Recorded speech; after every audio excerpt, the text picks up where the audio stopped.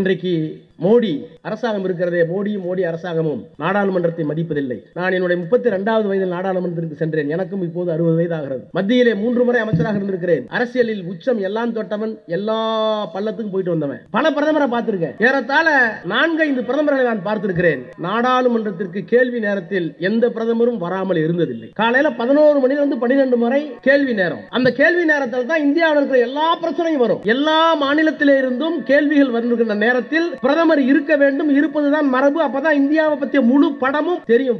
பிரதமர் எதை வேண்டுமானாலும் தவிர்க்கலாம். நாடாளுமன்றத்தை கேள்வி நேரத்தை தவிர்த்ததாக வரலாறே இல்லை. ஆனா இன்னைக்கு பாக்குறேன், நாடாளுமன்றத்தில் கேள்வி நேரத்தில் சொன்னா நம்புங்க, இந்த 12 ஆண்டு காலத்தில் 3வது வந்திருக்கிறாரு. இந்த 11 ஆண்டு காலத்தில் ஒரு நாள் கூட மோடியை நான் நாடாளுமன்றத்தில் கேள்வி நேரத்தில் பார்த்ததே இல்லை. நாடாளுமன்றம் நடக்கிறது என்றால் பிரதமர் இருக்க வேண்டும். ஆனால் நாடாளுமன்றம் நடக்கிற போதுதான் இவர் வெளிநாட்டுக்கு போவார். என்னைக்கு பார்லிமெண்ட்டுக்கு நாங்கெல்லாம் உள்ள போய் முதல் நாள் நிக்கிறோமோ அன்னைக்கு தான் ஒரு டாடா காமிச்சு வெளிநாடு போவார். வெளிநாடு பயணம். இதெல்லாம் ஜனநாயகத்தை மதிக்கிறதா? இதெல்லாம் நாடாளுமன்றத்தை மதிக்கிறதா? சர்வாதிகாரம் கொடிகட்டி பறக்குது.